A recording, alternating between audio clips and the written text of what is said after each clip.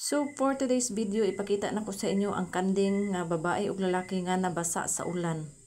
Ganina pa ni sila si gigmihi. Parte na yung lainag mga tingog.